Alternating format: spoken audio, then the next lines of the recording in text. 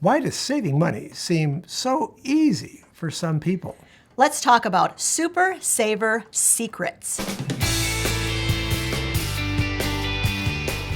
Let's talk about super savers. In this program, we'll talk about what they are. We'll define it for you. We will reveal if we are super savers, and then we are going to give you 7 steps that you can take if you are ready every single month to spend less and save more. Hey, if you've not met us, I'm Larry. And I'm Hope. And we're from Under the Median, where we talk about practical frugality every week. When it comes to money, here's the truth, guys. Savers have put some systems and habits into place that help them to consistently spend less. What the heck? The clock has spoken. Savers are just people who have put specific systems and steps into place that allow them to spend less and save more every single month. So what is a super saver? Well, by definition, it is someone who saves at least 20% of their income or more. So where does that term and that definition come from? Well, it comes from the United States government. So I'm going to read to you in my finest broadcaster voice the definition of a super saver. You ready? Personal saving is equal to personal income less personal outlays and personal taxes. It may generally be viewed as the portion of personal income that is used either to provide funds to capital markets or to invest in real assets, such as residences. What? Larry, put it in some easy to understand terms. Well, in simple terms, savings is what you have left over when you've purchased everything you need, maybe a few things you want, paid your taxes, met all your obligations. That leftover, that's your savings. Why does the government make it seem so difficult to understand? I don't know, but I trust the government. I trust everything they say. Now, my question is, does retirement savings count toward your total savings plan? Actually, yes, it does. We looked up the definition, and they do count any money that you put toward your retirement funds as counting toward that total 20% of what it means to be a super saver. So if you save 20% towards your retirement every single month, the government says you are already automatically a super saver. So the question is, how much does the average American save? Between 5 and 8%. So if you average those two numbers, it's somewhere around 6.5%. Historically, the only time that we saw negative savings rates were during the Depression and also right before that major housing crash in 2008. If we were to look at a chart of savings over a period of time, you would see that actually during times of duress, when something is happening that is out of the ordinary, that is when savings rates actually tend to shoot up. Let's look at what happened in 2020. In the midst of the lockdown, we saw savings rates that were higher than they had been in decades. Now, part of that, granted, was the fact that we were locked down and we couldn't go anywhere. But part of that was because we were going through a major event.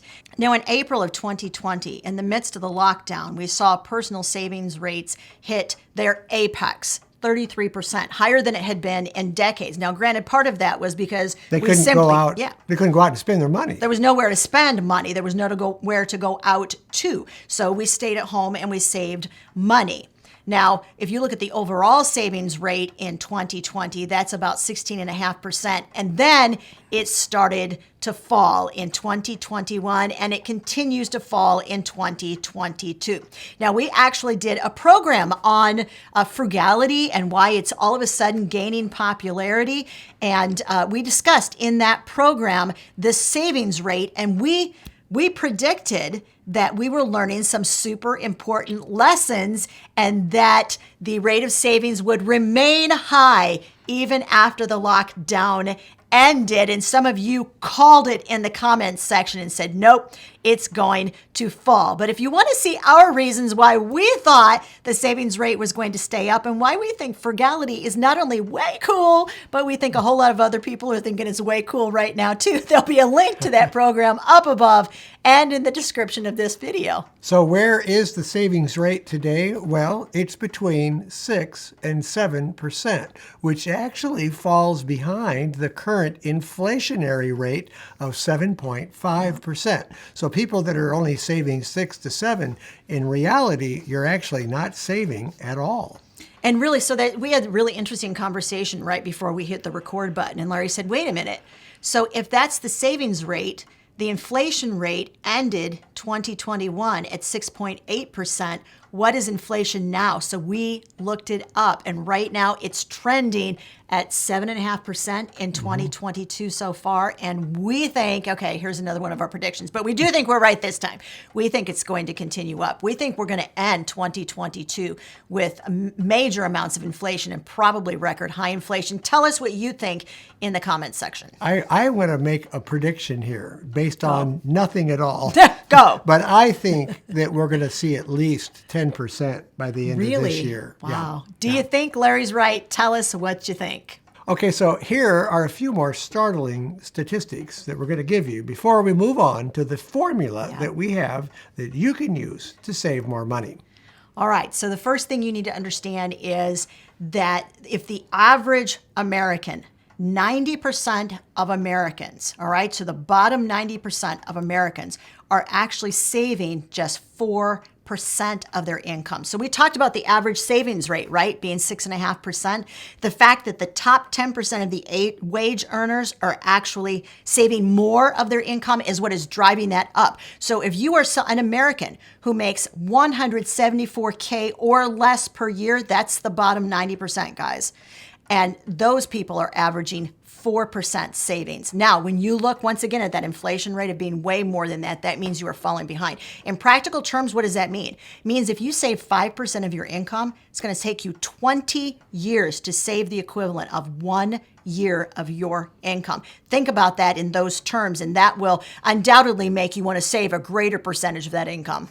Now, as we promised, we're going to take a look at whether Hope and I were super savers. Now, you have to remember that we've lived on an income that's substantially less than the national median income. That's why we have the name under the median. That's where that comes from. So we're going to take a look at a chart that our oldest son put together for a PowerPoint that kind of plots the graph of our savings from 1997 to 2014. So it's almost a 20-year time period. Our son, for reference, our oldest, was born in December of 1996. That's when I got serious about saving money, and that's when I started keeping all of this information in a folder so that I would be able to tell from one year to the next what our savings rate was. Now, you will notice it was almost zero in 1997. Yes, it took me a few months to get the hang of this frugality thing, guys. Well, those baby seats and playpens were expensive. Yeah. So when I saw that savings rate at the end of 97, that's when I went, I have got to get serious about this. Now, you will see that it went up a little bit every single year. We have no idea what happened when it plunged there in 2007. The only thing we can come up with is we probably made some major purchase with our savings. The bulk of our savings probably went to pay for something. I bet that's when we bought the van. That's probably where it went to. And so therefore, we did not save much money that year. But you will see that it peaked out there around 35%. And that was when we were saving to pay cash for this house. So you can see, even on a low income, yes, indeed, not only were we super savers, but are we still super savers now? Yes. Hey, and be sure to stick with us, because when we give you this list of ways that you can become a super saver, there is one way that we are going to tell you that is the most important thing that we have ever done in 30 years of budgeting that has helped us to become a super saver more than any other thing that we have done.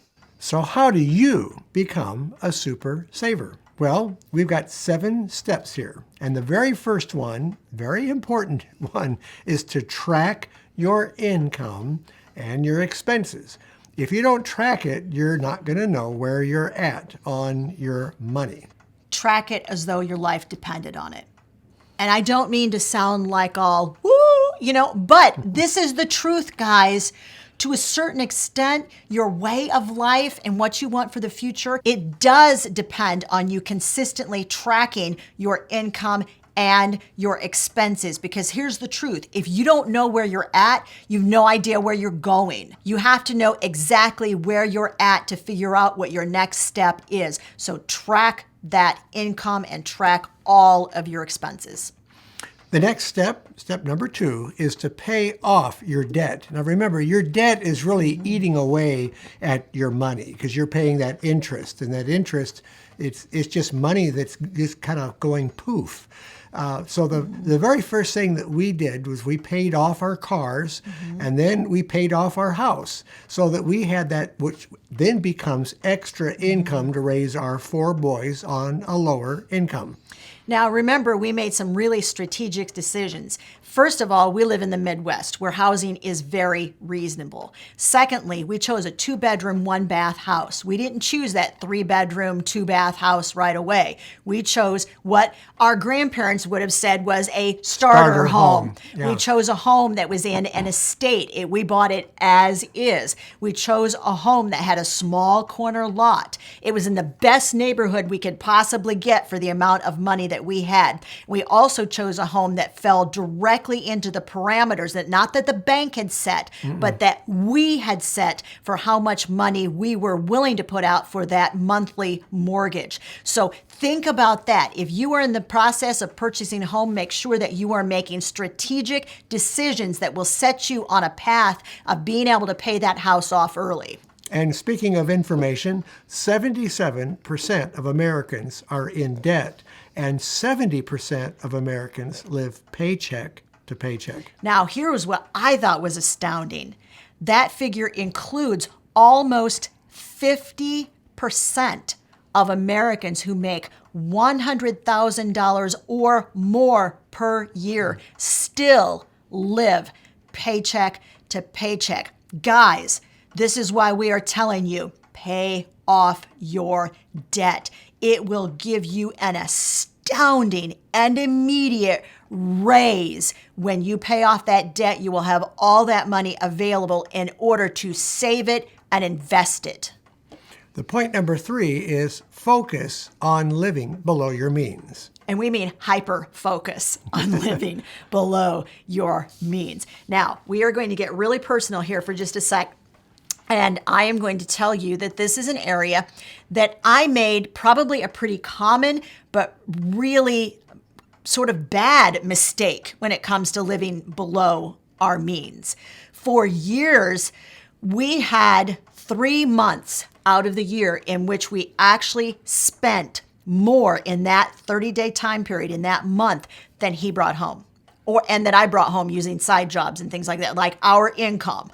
That month, we overspent it 3 months out of the year, and I justified it. I justified it by saying, but the other 9 months out of the year, we have a lot of money left over. So as long as we are averaging at the end of the year, saving more than we're spending, it's okay that those 3 months out of the year that we're actually spending more than we are making. You know what? It's not. I was fooling myself, and I tell you this, and we often do as a cautionary tale, so you guys don't make the same mistakes that we have made. What I did was I went back and I kind of did a deep dive into those 3 months of expenses and said, why? Why are we consistently going over in these 3 months? What's going on in our finances that we're not hitting financial goalposts 1/4 of the year? See, that's how I was like justifying and totally ignoring the fact that what that means is that for 1/4 of the year, we weren't saving money. So I went back, I looked deeply into it, and I figured out there were some very critical reasons why we were not meeting those financial goalposts in January. In January, look, late December, real early January, I always figure out what we spent over the last 12 months, what we saved. And tell me in the comment section if you feel this way too. You get done. And if you have ended one fiscal year with money in the bank, you go, woo, yeah, we ended in the black. So we deserve to reward ourselves. Fill in the blank with whatever your reward is. That's exactly what we were doing every January. We were letting loose just a little bit. Well, guess what? We were letting loose just a little bit too much. So that's why we tell you that the third step is focus, and we need hyper focus on living below your means. Well, let's talk about some great ways to cut expenses. All right, if you're where we were, all right, and you're thinking, I know that there are certain months out of the year I'm overspending, we're going to give you 3 really, really quick things you can do in order to get that back into control. Then we're going to step 4. So every time you get a bill in the mail, take a critical look at that and determine ways that you can save money next month to lower that bill. And a good way to do it is when you're paying the bill. It's on your mind. Grab a piece of paper, write down 5 ways. That's all you're looking for, 5 ways you can lower that bill the next time that bill rolls around. Or you can do what we love to call the 10% challenge. We've talked about it before. Larry, what's our 10% challenge? We use it a lot. So the 10% challenge is get a piece of paper out, allow a 20-minute time period between you and your spouse or whoever you do budgeting with, and take some time out, look at every area that you're spending money on, and do some brainstorming and try to figure out some ways that you can cut costs in every single area. And you're looking, once again, it's not that hard, guys, 10%. That's the magic number that you are looking for in each of your budget categories. It will surprise you, really, how many ways you can come up with in just 20 minutes. And if you can get over 10% savings, then that's like a special bonus. Okay, step number 4 is save your extra income. This means when you get a raise or you get a bonus, don't look for ways to spend that money that you wouldn't ordinarily spend. Take that money and apply it toward your savings. That's handling that extra income in a very good way that'll help you out. In a very responsible way. Here's what happens. You get that raise, you get that overtime, and you start figuring out ways you can spend it. This is called lifestyle inflation. It's where when you get a raise, you figure out ways to spend that raise. But fight against that by when you get that raise, keep all of your spending levels equal, keep them exactly the same. And what that means is that raise, that windfall, that overtime, selling those items on eBay or on Facebook Marketplace, all of that money, that's yours, and you can put it to work for you toward your goals. Step number 5, guys, we've talked about it multiple times on this channel. Have written goals and track them. Why is that so important? Can't you just keep your goals up here? Why can they not do that, Larry? Well, it's a fact that if you have your goals written down, you have a 70% chance of reaching those goals. Did you catch that? 70%. 70% greater chance of reaching them. What a simple, easy thing that you can do that will put you in a good position to become a super saver. Just write them down and track them. Yep. Number 6 is automate your savings. This means if you don't see the money, then you don't kind of realize that you have it. It automatically goes into your savings account, it's almost like a secret fund. Do not physically touch your paycheck. Have your paycheck auto deposited. Nearly all employers offer you this option now. And if you have the option, take it. Have it automatically put into the bank. Trust us when we tell you that the money you don't see is the money that you don't spend. And as we promised, the number one thing that we do to save money is... Can I do a drum roll? Do the drum roll. All right. We count nickels and dimes. Now, what do we mean by that? Everything that you can do to save money, whether it's 5 cents, $5, or $50, count them all in your mind as equal. Every single thing that we have done, and we have done hundreds of things in order to save money, we counted them in our mind as equally important. The things that we did that saved us 50 cents a month were counted as equal with the things that helped us save $50 a month. The reason we did that is because we recognized nickels and dimes add up to dollars. If you will get a hold of this, I promise you, this will help you to become a super saver faster than any other thing that you can do. If you want to know more about frugality and why we are super excited because frugality is now cool, that's the video you want to watch next, and it's right over there. And never discount the fact that little things that you do to save money will add up and help you build wealth.